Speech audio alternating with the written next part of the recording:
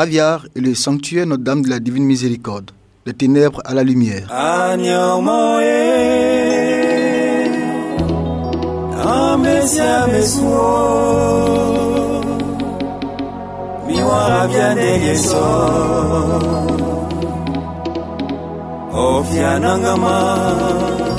En Genèse chapitre 27, des versets 10 à 22, il est question de Jacob qui, quittant Bersabée pour Haran, arriva en un certain endroit où il y passa la nuit car le soleil était couché. La nuit, il fit un songe dans lequel il vit une échelle dressée sur la terre et dont le sommet atteignait le ciel. Les anges de Dieu y montaient et descendaient. À son réveil, il fit la conclusion suivante. En vérité, Yahweh est dans ce lieu et je ne le savais pas, que ce lieu est redoutable. Ce n'est rien de moins que la maison de Dieu et la porte du ciel. Si comparaison n'est pas raison, cette scène s'applique bien au sanctuaire Notre-Dame de la Divine Miséricorde de Raviar. Petit village connu pour sa gare de train, sa renommée a dépassé bien des frontières. Raviar attire aujourd'hui la curiosité de tout un diocèse, de tout un pays, et même du monde entier sans distinction de race, d'ethnie et de religion. Tous accourent au sanctuaire Notre-Dame de la Divine Miséricorde pour non seulement découvrir le sanctuaire, mais aussi et surtout rencontrer Dieu par Marie qui obtient par la miséricorde de son Fils d'abondantes grâces spirituelles et temporelles. Comme d'une pensée émise dans le plus grand secret, le sanctuaire a pris forme jusqu'à devenir lieu de pèlerinage dans un petit village enclavé. Les personnes ressources, les faits inédits, c'est dans Raviar et le sanctuaire Notre-Dame de la Divine Miséricorde, des ténèbres à la lumière.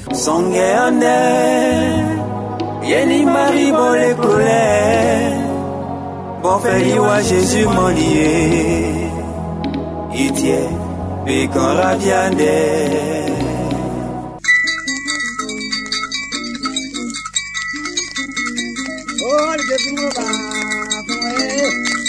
À la découverte de Raviar.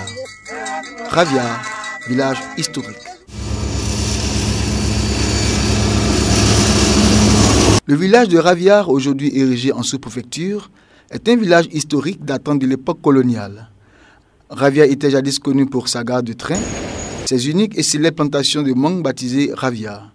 C'est le capitaine Raviar qui aurait été assassiné qui a prêté son nom au village de Pofete.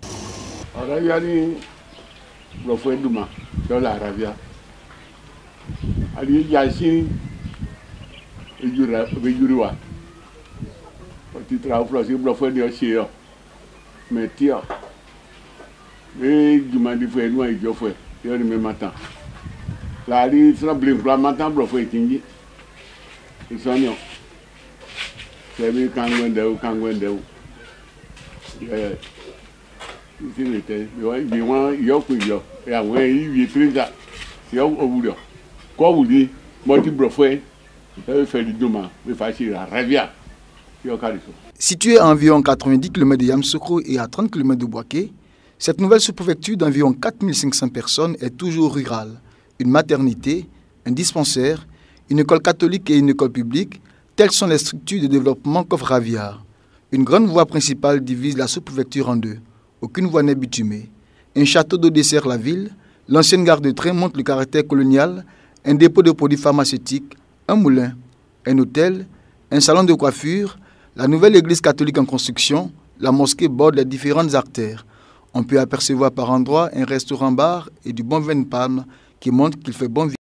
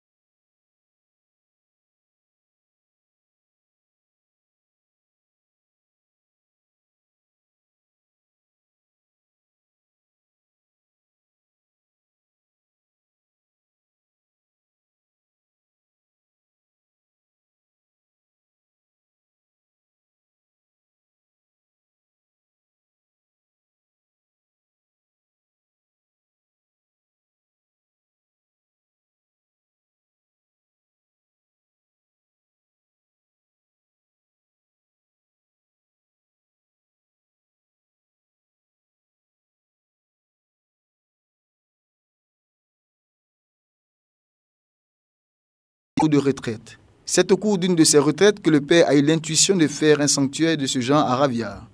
Une fois à Raviard, il découvre un rocher qui peut répondre à ses aspirations. Ce rocher servait déjà de lieu d'adoration d'idoles. Après maintes négociations, le site a été finalement attribué avec le rocher de plus de 10 mètres de hauteur. C'était en 1991.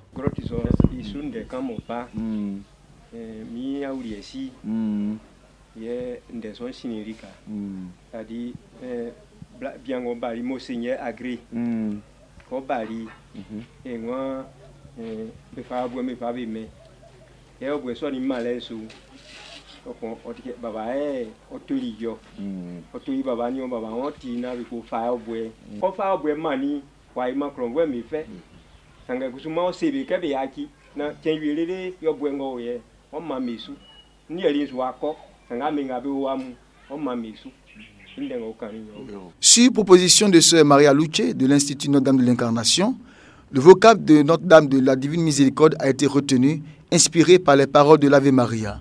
Sainte Marie, Mère de Dieu, prie pour nous pauvres pécheurs, maintenant et à l'heure de notre mort. Dès lors, les travaux pouvaient commencer. Une idée de ces travaux avec le père Alphonse Nguessan, directeur national des OPM et premier prêtre de Raviard. Le père Alphonse a été ordonné en 1999, le 5 avril, un lundi de Pâques. Il fallait faire des travaux de cette grotte. Et nous étions là au début avec les jeunes, à gratter la route avec les dabas, les machettes, pour pouvoir nous rendre. Il faut reconnaître qu'il y a 1 kilomètre pour y arriver de brousse. Donc on a tracé à la main la route qui conduit à la grotte. Et donc il y a eu la première bénédiction qui a été faite précipitamment et donc la grotte était mal orientée. Le village se trouvait en face, mais on a présenté la grotte de l'autre côté, du côté gauche. L'année qui a suivi, on a voulu améliorer.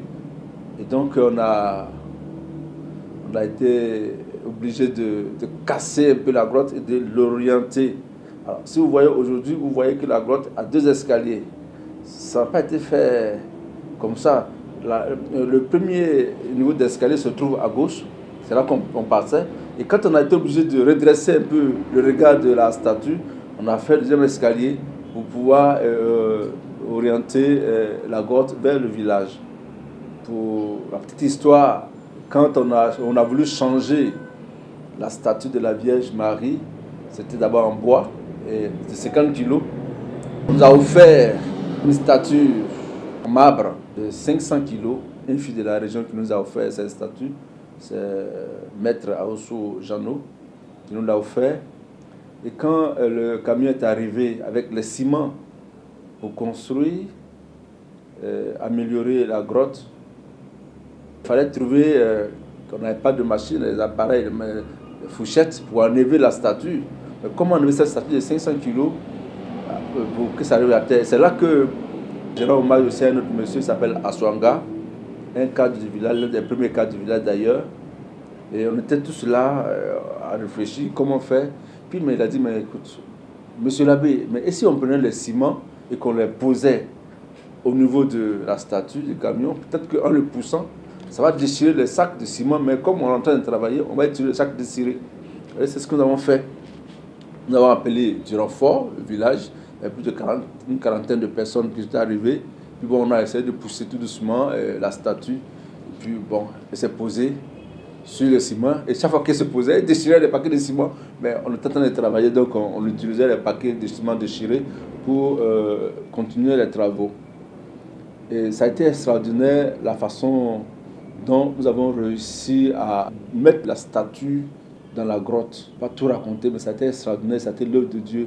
Comment arriver à marcher entre les cailloux avec ce poids et arriver là. Et chaque étape, on faisait une dizaine de chapelets. On posait, on faisait une dizaine de chapelets. Et le dernier a été comme quelque chose qu'elle-même, elle a accepté de se poser. Parce que comment faire pour ne pas que la statue tombe? Et si la statue tombait, dans 24 heures, parce que la veille de l'inauguration de cette nouvelle grotte, mais la Vierge Marie a accepté facilement de se loger en ce lieu. Alors depuis donc ce temps, nous sommes en train de chercher à toujours améliorer ce lieu de prière et de rencontre avec la Vierge Marie. La première statue sculptée en bois par M. Basile Kwasi a été intronisée et bénie en 1995 par Bernard Cardinal Lagré, alors évêque de Yamoussoukro. Le 2 février 1997, Monseigneur Paul Simeon Awana, deuxième évêque de Yamoussoukro, bénit et installe la deuxième statue en marbre haute de 1,40 m. La position assise et les mains ouvertes de la Vierge signifient qu'elle est une mère attentive et que toutes les grâces s'écoulent du divin cœur de Jésus en passant par ses mains. Le bloc rocheux dans lequel est logée la statue a la forme d'une croix au-dessus du rocher. En 1999, précisément le 31 décembre, à la basilique Notre-Dame de la Paix de Yamoussoukro, le sanctuaire Notre-Dame de la Divine Miséricorde de Ravia a été déclaré par Monseigneur Paul Simeon Awana lieu de pèlerinage et d'obtention d'indulgence. Le 27 mai 2007, Monseigneur Aki, alors évêque de Yamoussoukro, déclare officiellement diocésain le sanctuaire Notre-Dame de la Divine Miséricorde de Ravia. Marie au départ, Marie à la fin. Le sanctuaire Notre-Dame de la Divine Miséricorde est bâti sur un terrain de 40 hectares dont 7 sont exploités. Des tecs y ont été plantés. L'environnement est un cadre enchanteur propice à la prière. Toute personne, touriste ou pas, tombe à coup sûr à première vue sous le charme de ce beau paysage. Les fils de la région travaillent de concert pour le développement de Raviar et du sanctuaire. On pourrait citer Maître Jeannot Aoussou pour le château d'eau, l'électrification, la statue en marbre, les apatams, les travaux d'aménagement et bien d'autres choses encore. Monsieur Ngaman, doyen des cadres pour la maison des pèlerins. Les petits groupes de 80 personnes environ peuvent être accueillis. Ils y trouveront de l'électricité, de l'eau potable, une cuisine et des toilettes. Une chapelle d'adoration est en construction, la chapelle du Sacré-Cœur. Quelques fidèles participent par leurs efforts aux travaux de construction. Les autres confessions religieuses aussi.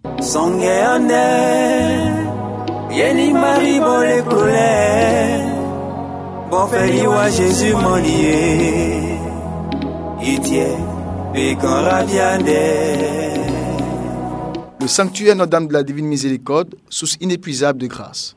Tous sont unanimes sur le fait que la présence du sanctuaire Notre-Dame de la Divine Miséricorde est très bénéfique à Ravia. Chefs coutumiers et religieux croient que le développement de Ravia et même de la région se fera grâce à la Mère de Dieu dont l'intercession se fait sentir déjà par les nombreuses grâces spirituelles et temporelles reçues. Les témoignages sont éloquents et légion. Et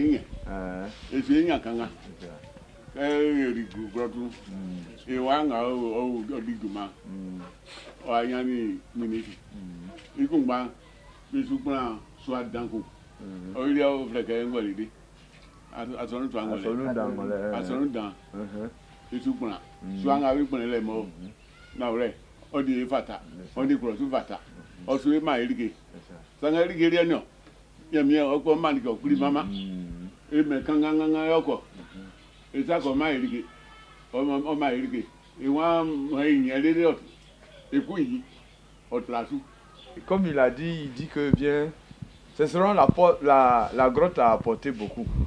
Parce que ça a apporté beaucoup, ça nous a donné des chances même. À la suite de ça, on a nos frères, d'autres qui sont des cadres, sont sortis cadres. Il y a un même qui a été nommé ministre. Après, maintenant, il a été nommé Premier ministre. Sinon, ce que je peux ajouter, c'est que la grotte apporte même beaucoup. Deux fois même, vous vous levez deux fois à 2 h du matin, quand vous partez sur la route, soit à 23 h, 22 h du matin, il y a des véhicules qui vont là-bas, bon, les gens vont prier, ils s'en vont. Et deux fois même, vous voyez, il y a des touristes qui vont. Je crois que ça va apporter aussi économiquement beaucoup à Ravia parce que ce serait un coin touristique. Bon, d'autres peut-être au loin, ils disent que je vais visiter, disons, la grotte. C'est quelle grotte? La grotte qui est à Ravia. Je crois que ça a apporté un plus à ce village. La grotte à Ravia est une bonne chose. Je dis que ça draine beaucoup de monde ici. Bon, ça contribue à la conversion des âmes. Et puis, c'est une chose qui a donné l'occasion à Ravia de se faire connaître. Donc, la grotte est une bonne chose ici. Parce que comme tu n'as pas couillé, moi tu veux que je gagne. Agame. Ni comme il n'a pas été à la quai, moi tu veux que na. Ni quand il me connaît na chiama chama na fawala. Ano yere le comme na fawala. Parce que depuis assigné ni kasi bi, moi qui me mine na ya le cas le comme na fawala, na fa na bala. Voilà. Toute chose, s'il n'y a pas d'intérêt dedans, les gens ne vont pas quitter ailleurs pour venir. Si tu vois qu'à chaque fois qu'il y a des pèlerinages, les gens viennent, Ravia est rempli. Des fois même pour avoir les logements, c'est problème. La nourriture même souvent, c'est problème. C'est qu'il y a beaucoup d'intérêt et surtout, ça développe aussi le village. Blabo catholique fouemu Marie bebe duma esike be wa wo funi atinsu ngate me fa enwe matambe ngate ma elike ngbakura kwanu anzenu yole afin kebe fali grotun mo be afamanie mo be tekeli wan ye ewa sukuru mamu be sukuru vie owalinyu blofo djuma difo viemu ye be blofo djuma owalinyu tengba kula nga mo pe najin jun témoignage osoni e fali e klo e faylali mari sanu ka e faylali sanu ye mari bobo ifanganu iti enyani ministre kuma mo enyani ye o fali courant kuma fa blelio iti lensike waili ke dan wa famai abale yani zabi ye jezi la gozaino abale yani zabi ye jezi la gozaino je kuyana abale yani zabi ye jezi. J'ai été ordonné en ce lieu de la divine miséricorde. Je ne méritais pas d'être prêtre parce que je ne suis pas digne. Il y a bien de jeunes assez capables, assez intelligents pour être prêtre, mais pourquoi moi? En méditant profondément sur Notre-Dame de la Divine Miséricorde, j'ai compris que Dieu a eu pitié de moi.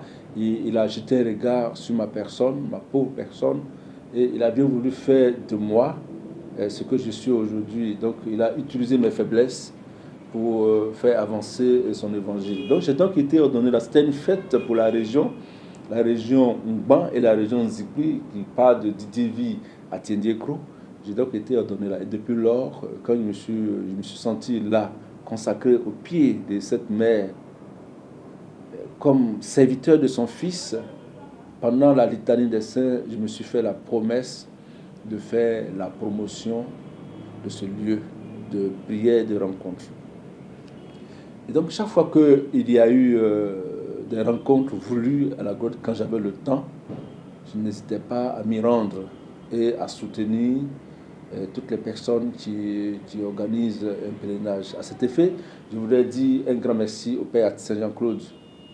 Ils sont nombreux les pères qui ont fait la promotion de la grotte, mais je pense particulièrement que ce prêtre croit beaucoup à l'avenir de cette grotte. Le père Alphonse Nguessan est aujourd'hui directeur national des OPM, une œuvre de Notre-Dame de la Divine Miséricorde. Si c'est le père Baflon qui a eu l'intention de construire la grotte de Raviard, c'est avec le père Jean-Claude Hatsin que le sanctuaire va connaître une véritable promotion. Un communicateur averti de son poste de directeur général de Radio Notre-Dame de Yamoussoukro de 2008 à 2011 et de secrétaire général des moyens de communication sociale de l'Église catholique de Côte d'Ivoire, le père Hatsin va mener un certain nombre d'activités qui vont faire connaître rapidement le sanctuaire Notre-Dame de la Divine Miséricorde. Son dévouement et son zèle lui ont valu sa nomination à la direction diocésaine des œuvres et des OPM, position qui le conforte dans l'action amorcée. Raviard est un sanctuaire qui a été reconnu au plan diocésain. Dès ce moment, prioritairement, les diocésains de Yamoussoukro sont invités à y aller, n'est-ce pas, pour prier.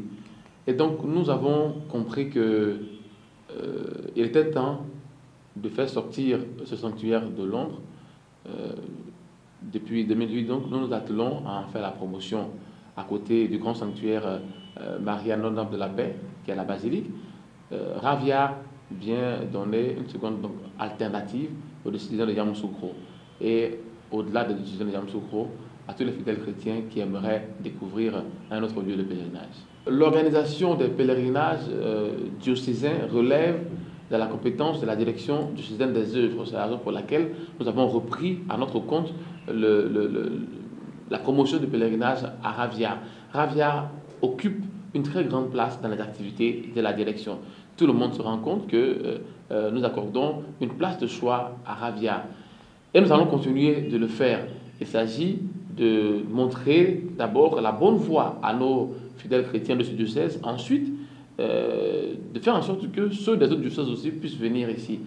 Donc pour nous, Raviard occupe donc une place prioritaire dans nos actions.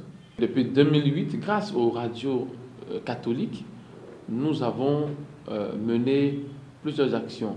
il s'agissait des pèlerinages à la Divine Miséricorde, des pèlerinages à la fête de l'Assomption.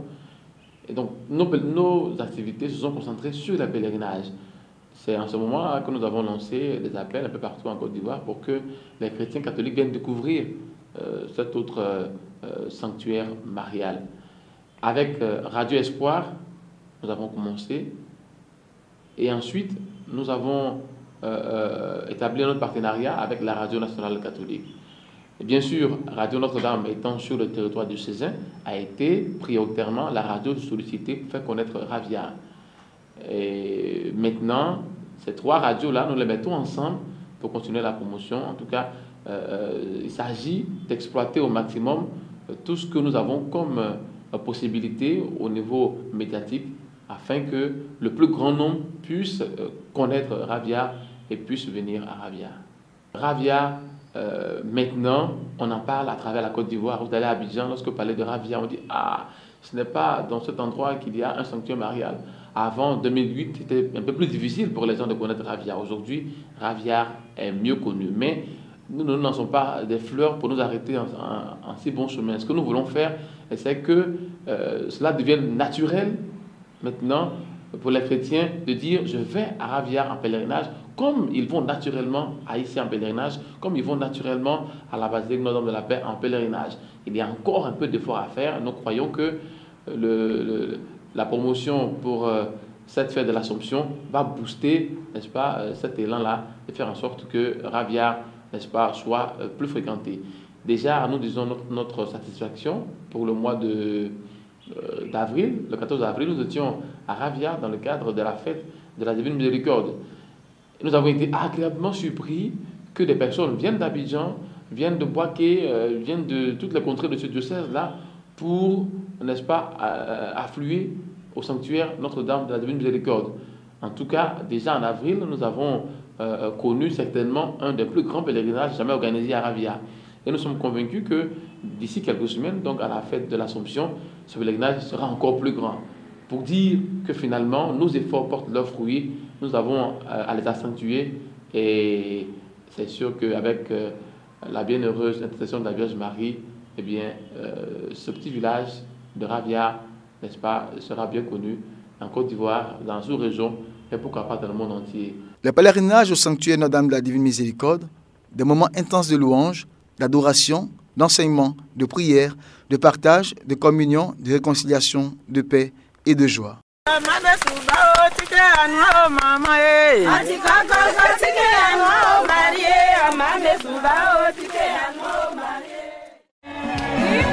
On s'abaisse.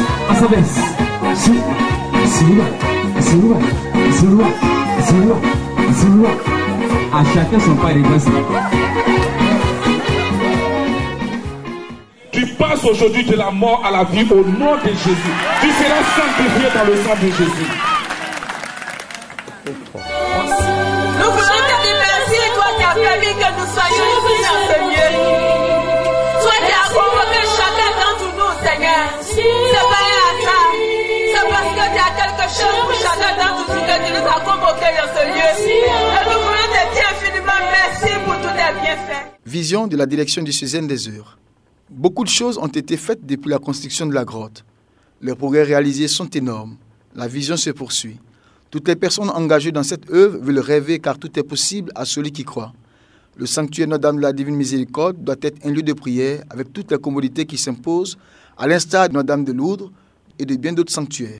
Notre vision, c'est de faire en sorte que Ravia devienne une plaque tournante dans le concert des lieux de pèlerinage, aussi bien en Côte d'Ivoire que dans la sous-région, pourquoi pas à un niveau plus étendu.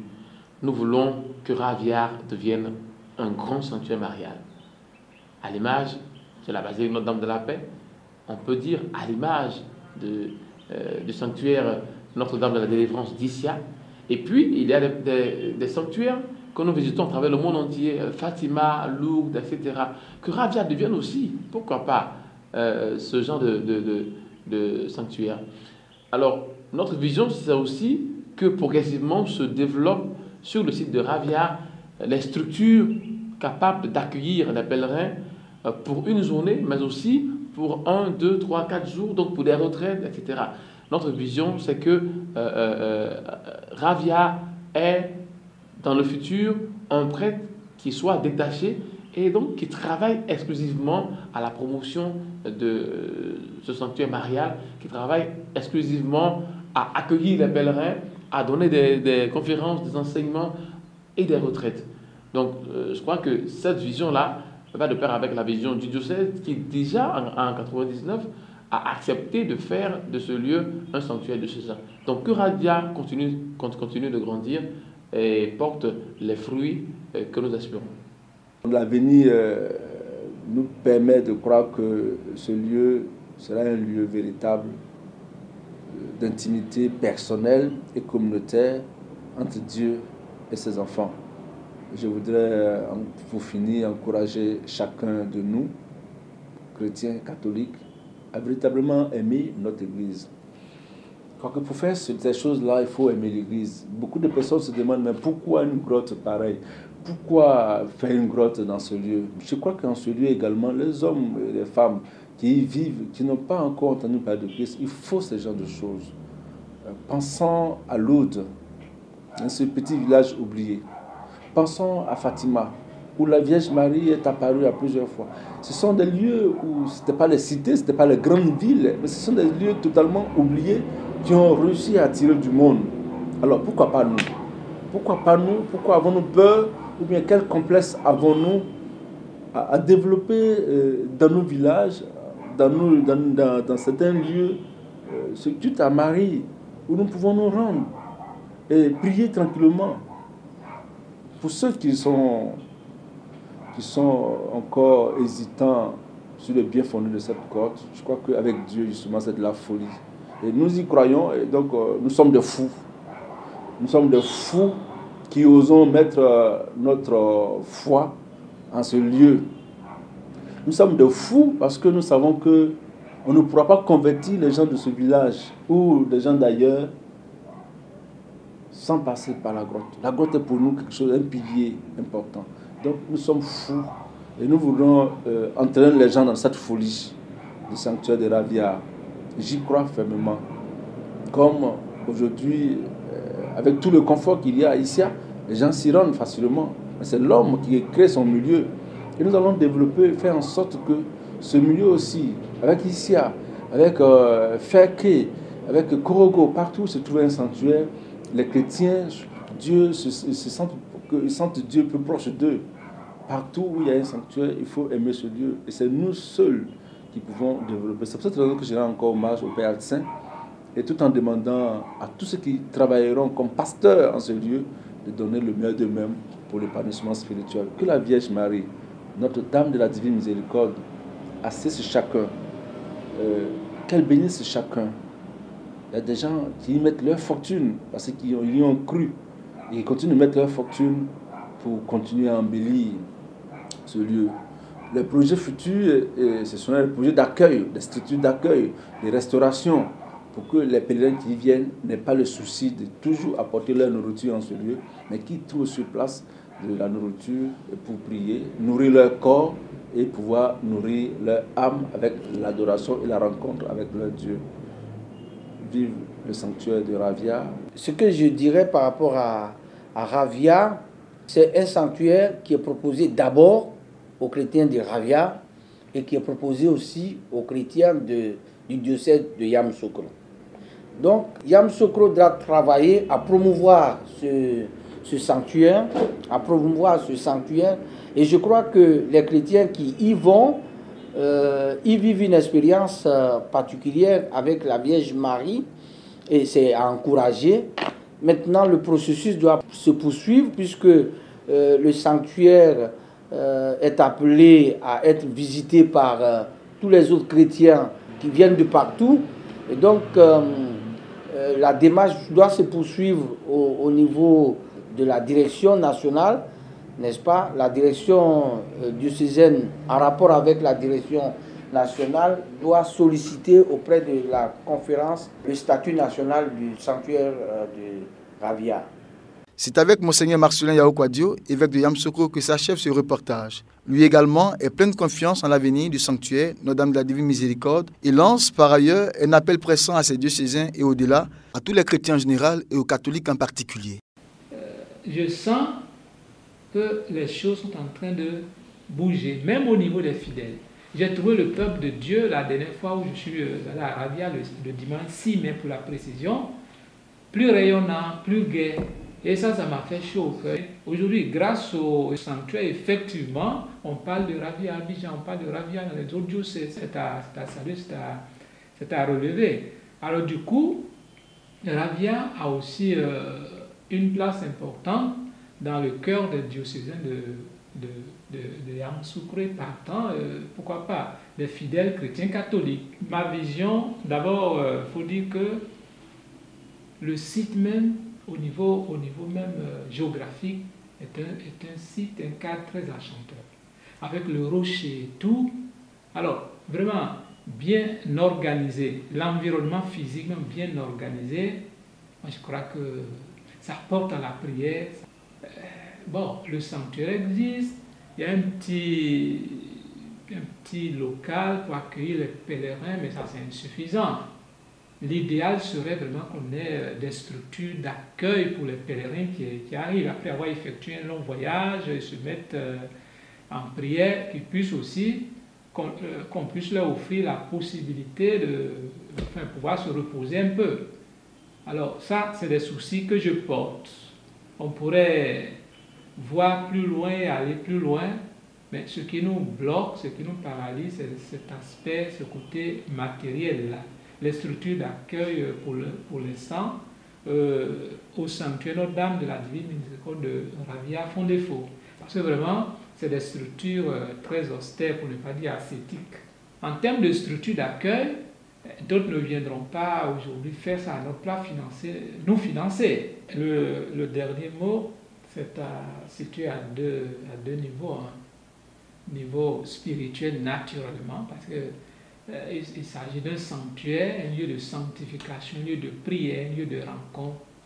Mais j'invite les fidèles catholiques à fréquenter le sanctuaire Notre-Dame de la Divine Miséricorde de Ravia. Notre-Dame de la Divine Miséricorde. C'est la Vierge Marie, notre mère, aux multiples noms. On dit Notre-Dame des Apôtres, Notre-Dame de la Paix, Notre-Dame de Lourdes, mais c'est la même personne.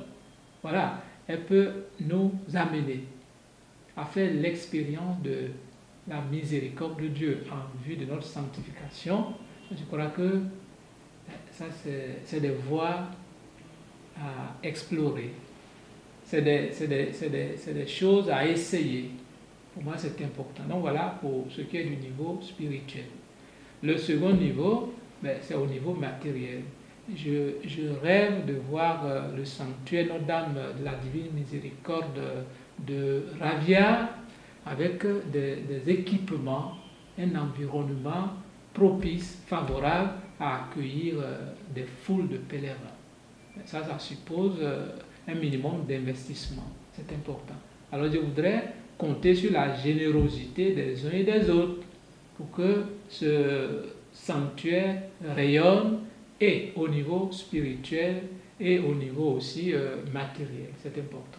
Hommage à tous les pionniers qui ont consacré leur force, leur temps, leurs moyens pour faire de ce sanctuaire ce qu'il est aujourd'hui.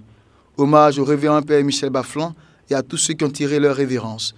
Que par la miséricorde de Dieu, leurs âmes reposent en paix. La mission continue. C'était un reportage sur le sanctuaire Notre-Dame de la Divine Miséricorde de Raviar, moteur de développement. Un lieu inédit de bénédiction et de grâce.